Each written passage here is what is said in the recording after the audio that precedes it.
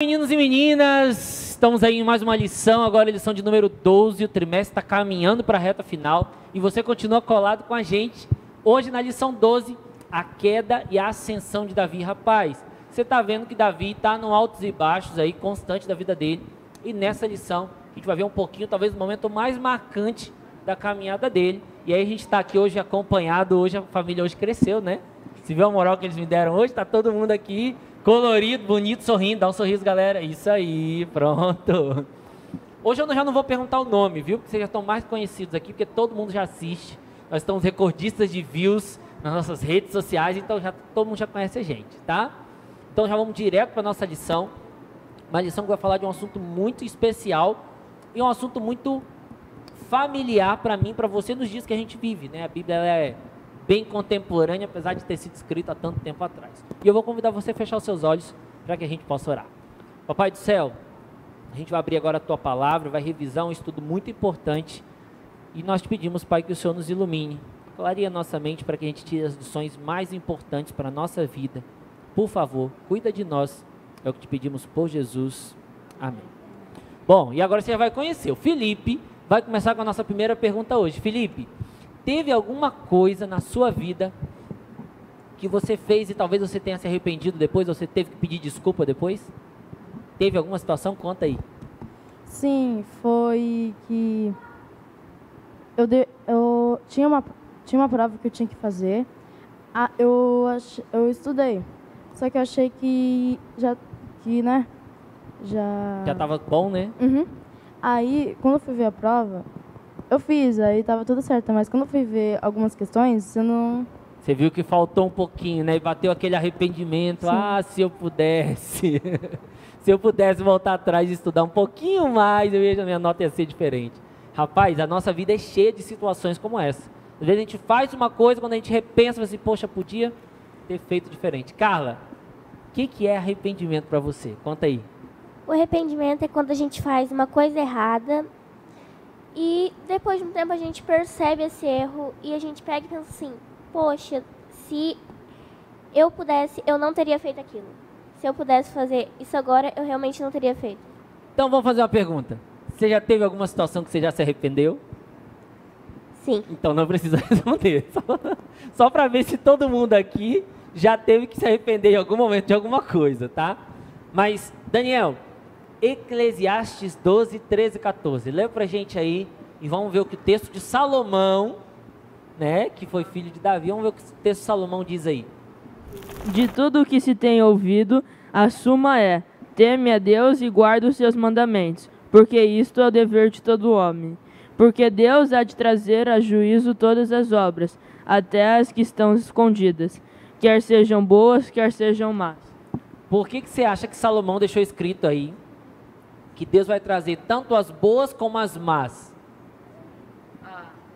Fala no microfone. É fácil fazer coisa boa? É fácil. Às vezes exige um pouquinho mais de fidelidade, né? Mas e quando você faz coisa ruim, né? Sim.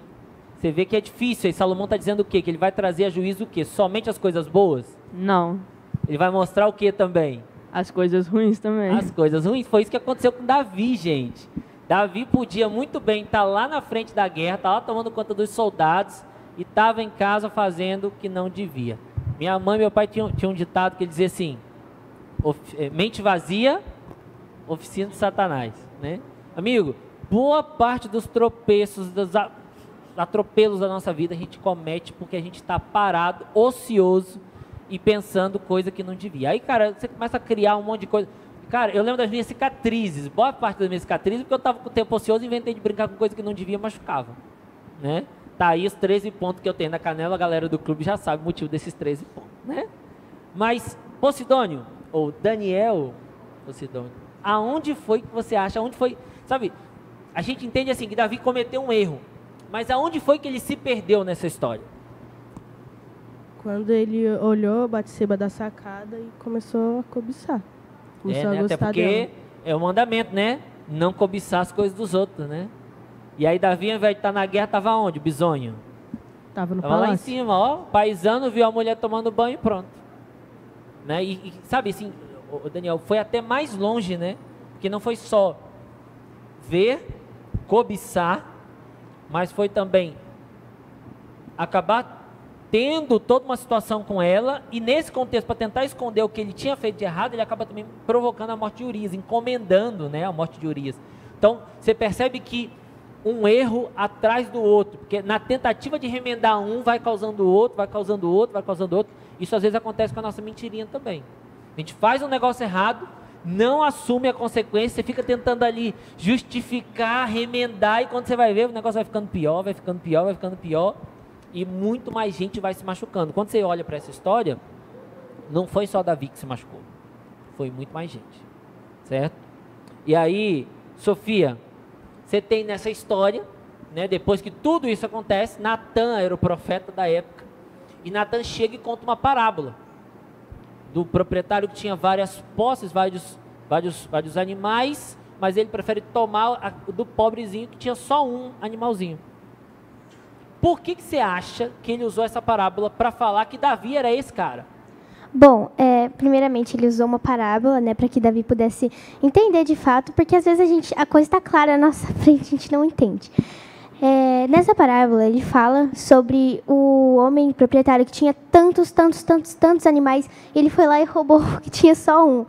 E o que aconteceu com Davi? Porque Davi, ele, de certa forma, ele roubou a mulher de um homem, na verdade, que tinha só uma mulher que tinha sido escolhida por Deus. E nisso, Davi conseguiu compreender o erro dele e se arrepender. Muito bom. Então você viu que o profeta foi didático, né, para ensinar ele, mostrar para ele que ele era essa pessoa que ele precisava mudar, né? E agora, Luquinha, qual que é o seu texto aí? 51, Salmo 51, versículo 10. O que você consegue perceber do arrependimento? Você consegue perceber que foi verdadeiro? Como é que você percebe isso aí no texto? A gente consegue perceber, lendo aqui o verso 10, que fala o seguinte: cria em mim, ó Deus, um coração puro e renova dentro de mim um espírito inabalável. Eu acho que quando você vê esse texto e outros textos nesse contexto, quando ele tinha acabado de cometer esse erro, que ele fala e expressa a dor que ele estava sentindo, e ele fala como se ele percebesse o que ele realmente tinha feito. E aí ele pede perdão. Como Deus é um Deus de misericórdia, ele aceita, mas tudo tem as consequências, né? Muito obrigado, Luquinha. Você viu, né? Eita. Tem um texto lá no capítulo dos escolhidos que nós estamos lendo acompanhado da lição, que ele diz assim: todos os que se humilharem em confissão e arrependimento, como fez Davi, podem ter certeza de que existe esperança para eles. O Senhor nunca abandonará aquele que se arrepende de verdade. E aí, cara, exemplo de arrependimento está lá. Salmo 51 foi o salmo escrito depois desse episódio que Natan, depois desse episódio com Batseba, que Natan adverte ele de que ele era um servo do Senhor, era um rei colocado ali pelo Senhor, segundo o coração de Deus, mas ele tinha feito algo errado, e ele mostra ali o erro dele, e Davi consegue entender que ele precisava de uma coisa, com Deus que tinha sido tão bom e fiel com ele, era buscar o perdão desse Deus. Cara, muito bacana. Felipe, lê pra gente o texto então, para a gente poder finalizar a nossa lição, o texto de 2 Samuel 12:13, e ali está o texto-chave da nossa lição. Então Davi disse a Natan: pequei contra o Senhor. E Natan respondeu: o Senhor perdoou o seu pecado. Você não morrerá. Você vê a resposta. Natan está dizendo: o Senhor perdoou você. Você não morrerá. Mas lembram da parábola? Você vai ler depois no texto a parábola, e você vai ver os elementos numéricos da palavra, e você vai olhar para os números dos filhos de Davi. E aí você vai ver o desdobramento. Lembra de uma coisa, gente. Você é livre, falei isso hoje nos Adoles 2. Você é livre para fazer qualquer escolha, mas será eternamente escravo das consequências. Davi não morreu, mas a consequência da sua atitude se reverberou, se estendeu para com seus filhos. Ele sentiu a dor do arrependimento, mas Deus não podia tirar a consequência do erro que ele tinha feito.